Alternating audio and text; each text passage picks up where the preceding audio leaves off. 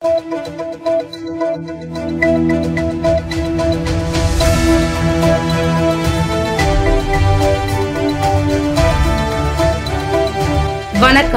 சக்தி சேனலின் புதுவையின் இன்றைய நிகழ்வுகள்.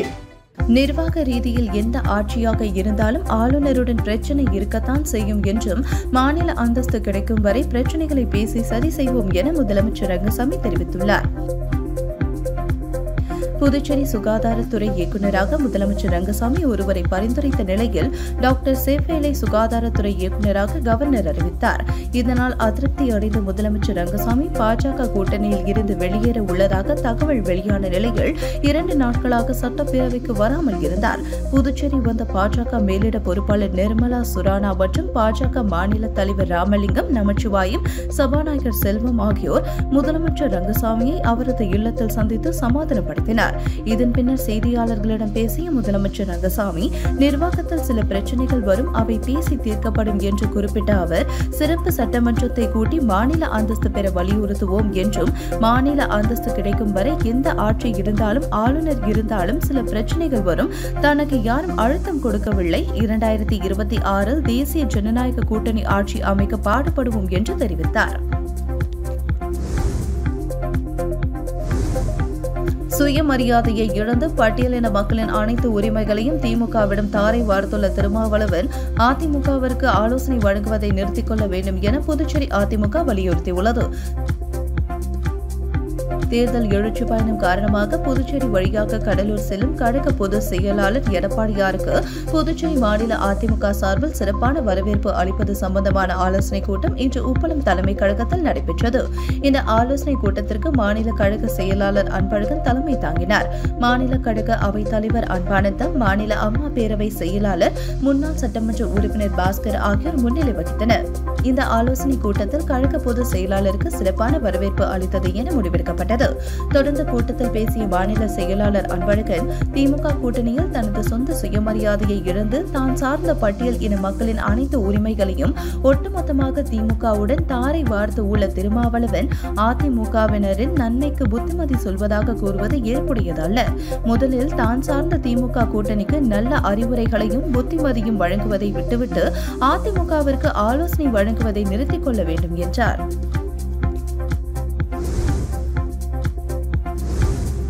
திருபுவனை தொகுதிக்குட்பட்ட விநாயகம்பட்டு கிராமத்தில் புதிய மின்மாற்றி அமைக்கப்பட்டு அங்காளன் எம்எல்ஏ முன்னிலையில் மக்களின் பயன்பாட்டிற்கு அர்ப்பணிக்கப்பட்டது. புதுச்சேரி மாநிலம் திருபுவனை தொகுதிக்கு உட்பட்ட விநாயகம்பட்டு கிராமத்தில் அடிக்கடி ஏற்படும் குறைந்த மின்னழுத்தம் காரணத்தால் பொதுமக்கள் மிகவும் சிரமத்திற்கு உள்ளாகியிருந்தனர். அதன் அடிப்படையில் மக்களின் நலன் கருதி புதிதாக விநாயகம்பட்டு பகுதிக்கு மின்மாற்றி அமைக்க ரூபாய் 13,77,684 ரூபாய் திட்ட மதிப்பீட்டிலும், தொடர்ந்து திருபுவனை கிராமத்தில் உள்ள தோப்பு திரு, பிள்ளையார் கோவில் திரு, பழைய பிரைட் கம்பெனி ரோடு ஆகிய பகுதிகளில் மின்பாதையை வலுவூட்டவும், சேதமடைந்த மின் கம்பங்களை மாற்றவும் மின்துறை அதிகாரிகளுக்கு பரிந்துரை செய்து ரூபாய் 5,96,000 மதிப்பீட்டில் பணி தொடங்கி வைக்கப்பட்டது. தொடர்ந்து கலித்தீர்த்தால் குப்பம்பேட், டிபிஜி நகர், திருப்புவனை ரோடு ஆகிய பகுதிகளில் எல்டி மின்பாதையில் ஒருமுறை மின்பாதையில் இருந்து மும்முனை மின்பாதையாக மாற்றுவதற்காக ரூபாய் 9,46,863 ரூபாய் திட்ட மதிப்பீட்டில் அரசு அனுமதி கிடைக்கப்பெற்று கலித்தீர்த்தால் குப்பம்பேட் பகுதியில் மின்பாதை பணியினை சட்டமன்ற உறுப்பினர் அங்காளன் தொடங்கி வைத்தார். இவ்விழாவில் மின்துறை பிரிவு உதவி பொறியாளர் பன்னீர்செல்வம், திருவாண்டார் கோவில் இளநிலை பொறியாளர் பழனிவேல், வாதனூர் பிரிவு இளநிலை பொறியாளர் ராஜேந்திரன் மற்றும் மின் பிரிவு ஊழியர்கள், ஊர் முக்கிய பிரமுகர்கள், பொதுமக்கள், சட்டமன்ற உறுப்பினரின் ஆதரவாளர்கள் பலரும் கலந்து கொண்டனர். புதுவையில் துணை தாசில்தார் உள்ளிட்ட பதவிகளுக்கான போட்டித் தேர்வுகள் நிர்வாக காரணங்களால் தள்ளி வைக்கப்பட்டுள்ளன. இதுகுறித்து பணியாளர் சீர்திருத்த துறையின் தேர்வு பிரிவு சார்பு செயலர் ஜெய்சங்கர் வெளியிட்ட செய்திக்குறிப்பில், சுகாதாரத்துறையில் ஏஎன்எம், மருந்தாளுநர், இசிஜி டெக்னீஷியன், தியேட்டர் உதவியாளர், சுகாதார உதவியாளர் பணிக்கு நேரடியாக ஆட்கள் சேர்ப்பு தொடர்பான போட்டித் தேர்வு இம்மாதம் 13ஆம் தேதி நடைபெறுவதாக இருந்தது. அதேபோன்று வருவாய்த்துறையில் துணை தாசில்தார் நேரடி நியமனத்திற்கான போட்டித் தேர்வு இம்மாதம் 20ஆம் தேதி நடைபெறுவதாக இருந்தது. நிர்வாக காரணங்களால் இத்தேர்வுகள் ரத்து செய்யப்படுகின்றன. இப்போட்டித் தேர்வுகளுக்கான மறு தேதி அறிவிப்பு விரைவில் வெளியாகும் என்று அதில் தெரிவிக்கப்பட்டுள்ளது. காரைக்காலில் அம்மையார் கோவில் மாங்கனி திருவிழாவில் ஆயிரக்கணக்கான பக்தர்கள் கலந்து கொண்டு வீசப்பட்ட மாங்கனிகளை பிடித்து சென்றனர். காரைக்கால் பாரதியார் வீதியில் கோவில் கொண்டு அருள்பாலித்து வரும் காரைக்கால் அம்மையார் கோவிலில் மாங்கனி திருவிழா ஆண்டுதோறும் சிறப்பாக நடைபெறுவது வழக்கம். இந்த ஆண்டுக்கான மாங்கனி திருவிழா கடந்த 8ஆம் தேதி மாலை மாப்பிள்ளை அழைப்புடன் தொடங்கியது. திருவிழாவின் 3ஆம் நாள் முக்கிய நிகழ்ச்சியான பிச்சாண்டவர் ஊர்வலம் மற்றும் மாங்கனி இறைப்பு நிகழ்ச்சி இன்று காலை கோலாகலமாக தொடங்கியது. காலை 9 மணிக்கு மேல் கைலாசநாதர் கோவில் எதிரில் பவளக்கால் சப்பரத்தில் சிவபெருமான் பிச்சாண்டவர் கோலத்தில் வீதி உலா புறப்பட்டார். அது சமயம் பக்தர்கள் தங்கள் வேண்டுதலை நிறைவேற்றும் பொறுத்து வீட்டு வாசல், மாடி மற்றும் சாலையில் இரு புறங்களில் இருந்து மாங்கனிகளை பக்தர்கள் மீது வீசி எறிந்தனர். அந்த மாங்கனிகளை திரளான பக்தர்கள் உற்சாகத்துடன் பிடித்து சென்றனர். இந்த மாங்கனிகளை உண்டால் குழந்தை பாக்கியம் கிடைக்கும் என்பது ஐதீகம். அதனால் ஏராளமான பெண்களும் விழாவில் கலந்து கொண்டு மாங்கனிகளை பிடித்து சென்றனர். விழாவில் வீதி எங்கும் திரளான பக்தர்கள் கலந்து கொண்டு மாங்கனி பட்டு வஸ்திரங்களோடு பிச்சாண்டவருக்கு படைத்து சாமி தரிசனம் செய்தனர். தொடர்ந்து இரவு பிச்சாண்டவரை காரைக்கால் அம்மையார் எதிர்கொண்டு அழைத்து சென்று அமுதப்படையில் வழங்கும் நிகழ்ச்சி நடைபெற உள்ளது.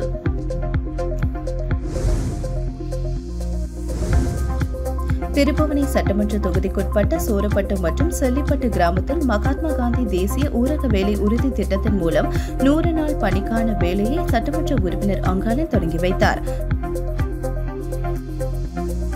புதுச்சேரி மாநிலம் திருப்புவனை சட்டமன்ற தொகுதிக்கு உட்பட்ட சோரப்பட்டு மற்றும் செல்லிப்பட்டு கிராம பஞ்சாயத்துகளில் மகாத்மா காந்தி தேசிய ஊரக வேலை உறுதி திட்டத்தின் மூலம் செல்லிப்பட்டு கிராம பஞ்சாயத்தில் உள்ள சங்கராபரணி ஆற்றங்கரையை பலப்படுத்துதல் பணிக்கான பூமி பூஜை ரூபாய் 47,74,000 திட்ட மதிப்பீட்டிலும், சோரப்பட்டு கிராம பஞ்சாயத்தில் உள்ள வம்புப்பட்டு ஏரி வாய்க்காலை வாறுதல் பணிக்கான பூமி பூஜை ரூபாய் 6,20,000 திட்ட மதிப்பீட்டிலும் நடைபெற்றது. இதில் திருப்புவனை தொகுதியின் சட்டமன்ற உறுப்பினர் அங்காளன் கலந்து கொண்டு விழாவிற்கு தலைமை தாங்கி பூமி பூஜை செய்து பணியினை தொடங்கி வைத்தார். இந்நிகழ்ச்சியில் வெள்ளியனூர் வட்டார வளர்ச்சி அதிகாரி தயானந்த் டெண்டுல்கர், செயற் பொறியாளர் சீனிவாசன், உதவி பொறியாளர் ராமன், இளநிலை பொறியாளர் ராமச்சந்திரன், பணி ஆய்வாளர் ரங்கராஜ், கிராம திட்ட ஊழியர் தமிழரசன் மற்றும் ஊர் பொதுமக்கள், சட்டமன்ற உறுப்பினரின் ஆதரவாளர்கள் பலர் கலந்து கொண்டு விழாவினை சிறப்பித்தனர்.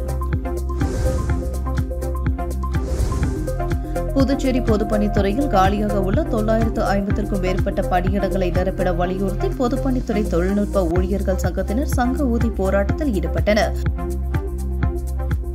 பொதுப்பணித்துறையில் 2005ஆம் ஆண்டு பணிக்கு அமர்த்தப்பட்ட MTS ஊழியர்களுக்கு ஏற்பட்ட ஊதிய இழப்புக்கு வழங்க வேண்டிய நிலுவைத் தொகையை வழங்க வேண்டும். ஊழியர் பணி மறுகட்டமைப்பு 5:3:2 என்ற விகிதத்தில் அமலாக்கிடவும் 950க்கும் மேற்பட்ட காலி பணியிடங்களை நிரப்பிட வலியுறுத்தி புதுச்சேரி பொதுப்பணித்துறை தொழில்நுட்ப ஊழியர்கள் சங்கம் சார்பில் சங்க ஊதி நூதன போராட்டம் பொதுப்பணித்துறை தலைமை அலுவலகம் முன்பு நடைபெற்றது. சங்கத்தின் தலைவர் சரவணன் தலைமையில் நடைபெற்ற கண்டன ஆர்ப்பாட்டத்தில் பொதுப்பணித்துறை ஊழியர்கள் திரளாக கலந்து கொண்டு கோரிக்கைகளை வலியுறுத்தி கண்டன கோஷங்களை எழுப்பினார்கள். கொம்பாக்கம் ஜோதிநகர் மக்களின் மின் பற்றாக்குறையை போக்கும் வகையில் மின்துறை மூலம் புதியதாக நிறுவப்பட்ட மின்மாற்றியை சட்டமன்ற எதிர்க்கட்சித் தலைவர் சிவா மக்கள் பயன்பாட்டிற்கு இயக்கி வைத்தார். வில்லியனூர் சட்டமன்ற தொகுதி கொம்பாக்கம் வார்டுக்கு உட்பட்ட ஜோதிநகர் மற்றும் அதனை சுற்றியுள்ள பகுதியில் வசிக்கும் மக்களின் மின் பற்றாக்குறையை போக்கும் வகையில் மின்துறை மூலம் ரூபாய் 19,92,000 மதிப்பில் புதிய கூடுதல் மின்மாற்றி அமைக்கப்பட்டு அதனை பொதுமக்கள் பயன்பாட்டிற்கு இயக்கி வைக்கும் நிகழ்ச்சி கொம்பாக்கம் ஜோதிநகரில் நேற்று மாலை நடந்தது. தொடர்ந்து அப்பகுதி மக்களுக்கு தேவையான சாலை வசதி, குடிநீர், மின்சாரம் உள்ளிட்ட அடிப்படை வசதிகள் செய்து கொடுத்த தொகுதி சட்டமன்ற உறுப்பினர் சிவா அப்பகுதி மக்கள் நன்றி தெரிவித்து நினைவு பரிசுகளை வழங்கி தங்களது மகிழ்ச்சியை வெளிப்படுத்தினர். இந்நிகழ்ச்சியில் மின்துறை உதவி பொறியாளர் ரமேஷ், இளநிலை பொறியாளர் அருணகிரிநாதர், உத்தராடம் மற்றும் தொகுதி திமுக நிர்வாகிகள் உட்பட பலர் கலந்து கொண்டனர். புதுச்சேரி 45 அடி சாலையின் நடுவே திடீரென ஏற்பட்ட பள்ளத்தால் போக்குவரத்து பாதிக்கப்பட்டது. புதுச்சேரி வள்ளலார் சாலை 45 அடி ரோடு வழியாக தினமும் ஆயிரக்கணக்கான வாகனங்கள் சென்று வருகின்றன.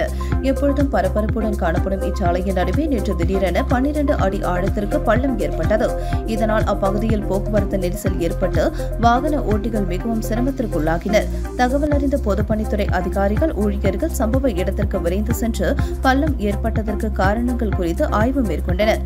அதில் சாலையின் நடுவே செல்லும் பாதாள சாக்கடை உள்வாங்கியது தெரியவந்தது. இதையடுத்து பொக்லைன் இயந்திரம் மூலம் பாதாள சாக்கடையை சரி செய்வதற்கு பணிகள் மேற்கொள்ளப்பட்டு வருகின்றன. இதனால் அப்பகுதியில் பரபரப்பு ஏற்பட்டது. இதற்கிடையே 45 அடி சாலையின் நடுவே திடீர் பள்ளம் விழுந்தது தொடர்பான வீடியோ நேற்று சமூக வலைதளத்தில் பரவி வைரலாகியது. புதுச்சேரி வில்லியனூரில் மிகவும் பிரசித்தி பெற்ற வரதராஜ பெருமாள் கோவில் தேர் திருவிழாவில் சபாநாயகர், அமைச்சர், சட்டமன்ற எதிர்க்கட்சித் தலைவர் உள்ளிட்ட ஆயிரக்கணக்கான பக்தர்கள் பங்கேற்று தேரை வடம் பிடித்து இழுத்து சாமி தரிசனம் செய்தனர். புதுச்சேரி மாநிலம் வில்லியனூர் பகுதியில் உள்ள பிரசித்தி பெற்ற தென்கலை வரதராஜ பெருமாள் கோவிலில் ஆண்டுதோறும் ஆனி மாதம் தேர் திருவிழா நடப்பது வழக்கம். அதன்படி 21ஆம் ஆண்டு பிரம்மோற்சவ விழா கடந்த 1ஆம் தேதி கொடியேற்றத்துடன் துவங்கியது. விழாவின் முக்கிய நிகழ்ச்சியான தேர் திருவிழா இன்று காலை நடந்தது. இதில் சபாநாயகர் செல்வம், அமைச்சர் நமச்சிவாயம், சட்டமன்ற எதிர்க்கட்சித் தலைவரும் தொகுதி சட்டமன்ற உறுப்பினருமான ரா. சிவா ஆகியோர் கலந்து கொண்டு தேரை வடம் பிடித்து இழுத்து தேரோட்டத்தை துவக்கி வைத்தனர். இவ்விழாவில் வில்லியனூர் சுற்று வட்டார பகுதிகளில் இருந்து ஆயிரக்கணக்கான பக்தர்கள் பங்கேற்று தேரை வடம் பிடித்து கோவிந்தா கோவிந்தா என்று கோஷமிட்டு இழுத்து சென்றனர். தேரானது கோவிலில் இருந்து புறப்பட்டு 4 மாட வீதிகள் வழியாக மீண்டும் கோவிலை வந்தடைந்தது. தேர் திருவிழாவை முன்னிட்டு ஆங்காங்கே அன்னதானமும் நடைபெற்றது. இவ்விழாவிற்கான ஏற்பாடுகளை தென்கலை ஸ்ரீ வரதராஜ பெருமாள் தேவஸ்தான கோவில் நிர்வாக அதிகாரி சந்தானராமன் மற்றும் பிரம்மோற்சவ உபயதாரர்கள், பக்தர்கள், பாகவதர்கள் மற்றும் வில்லியனூர் பொதுமக்கள், விழா குழுவினர்கள் வெகு சிறப்பான முறையில் செய்திருந்தனர். புதுவையில் தோட்டக்கலை மானிய தொகை பெறும் விவசாயிகளின் பெயர் பட்டியல் வெளியிடப்பட்டது. இதுகுறித்து தோட்டக்கலை இணை வேளாண் இயக்குநர் சண்முகவேலு வெளியிட்ட செய்திக்குறிப்பில், புதிய பழத்தோட்டம் அமைத்தல், பாரம்பரிய மலர்கள், வாழை, மஞ்சள், வீரிய ஒட்டுரக காய்கறிகள் பயிர் செய்வோருக்கு ஆண்டுதோறும் பயிர் சாகுபடிக்கு பிந்தைய மானிய தொகை அவரவர் வங்கிக் கணக்கில் செலுத்தப்படுகிறது. இந்த விவசாயிகளின் பெயர் பட்டியல் உழவர் உதவியகங்களின் அறிவிப்பு பலகையில் 9/7/2025 முதல் 18/7/2025 வரை ஒட்டப்பட்டிருக்கும். இதில் ஆட்சேபனை இருந்தால் தோட்டக்கலை கூடுதல் வேளாண் இயக்குநரிடம் தெரிவிக்கலாம் என்று அதில் தெரிவிக்கப்பட்டுள்ளது. ஒதியம்பட்டு ஸ்ரீ சர்க்குரு மகான் வண்ணார பரதீஸ்வரர் சித்தர் ஆலயத்தில் வளர்பிறை பிரதோஷ பூஜை வெகு சிறப்பாக நடைபெற்றது. புதுச்சேரி மாநிலம் முருங்கப்பாக்கத்தில் இருந்து வில்லியனூர் போகும் வழியில் ஒதியம்பட்டு கிராமத்தில் அமைந்துள்ள மிகவும் பழமை வாய்ந்த ஸ்ரீ சர்க்குரு மகான் வண்ணார பரதீஸ்வரர் சித்தர் ஆலயத்தில் பிரதோஷத்தை முன்னிட்டு நந்தி பகவான் மற்றும் மகானுக்கு பால், தயிர், அபிஷேகத்தூள், மஞ்சள் தூள், விபூதி, சந்தனம், இளநீர், பன்னீர் மற்றும் கலச அபிஷேகம் செய்யப்பட்டு நந்தி மற்றும் மூலவருக்கு சிறப்பு அலங்காரம் செய்யப்பட்டு மகா தீபாராதனை காண்பிக்கப்பட்டது. இதில் சுற்றுவட்டார பகுதியில் இருந்து திரளான பக்தர்கள் கலந்து கொண்டு சுவாமி தரிசனம் செய்தனர். தொடர்ந்து விழாவில் கலந்து கொண்ட பக்தர்கள் அனைவருக்கும் அன்னதானம் வழங்கப்பட்டது. திருபுவனை சட்டமன்ற தொகுதிக்குட்பட்ட சோரப்பட்டு பகுதியில் தார் சாலை மற்றும் சிமெண்ட் சாலை அமைக்கும் பணிக்கான பூமி பூஜையினை சட்டமன்ற உறுப்பினர் அங்காளன் தொடங்கி வைத்தார். புதுச்சேரி அரசு ஆதி திராவிடர் நலம் மற்றும் பழங்குடியினர் நலத்துறை பரிந்துரையின் மூலம் ஆதி திராவிடர் மற்றும் பழங்குடியினர் மேம்பாட்டு வரிநிலை கழகத்தின் சார்பாக திருப்புவனை சட்டமன்ற தொகுதிக்கு உட்பட்ட ஆதி திராவிடர் வசிக்கும் சோரப்பட்டு காலனி மாரியம்மன் கோவில் சுற்றியுள்ள வீதிகளை மேம்படுத்துதல் பணிக்காக ரூபாய் 28 லட்சம் மதிப்பீடு தயார் செய்து ஒப்புதல் பெறப்பட்டு அதற்கான பூமி பூஜை விழாவும் மற்றும் கருமாதி கொட்டகை மற்றும் அங்காள பரமேஸ்வரி கோவில் செல்லும் பாதைக்கு சிமெண்ட் சாலை பணிக்காக ரூபாய் 28 லட்சம் மதிப்பீட்டில் பூமி பூஜை விழாவின் பணி தொடக்க விழா நடைபெற்றது. இதில் திருப்புவனை தொகுதியின் சட்டமன்ற உறுப்பினர் அங்காளன் கலந்து கொண்டு விழாவிற்கு தலைமை தாங்கி பூமி பூஜை செய்து பணியினை தொடங்கி வைத்தார்.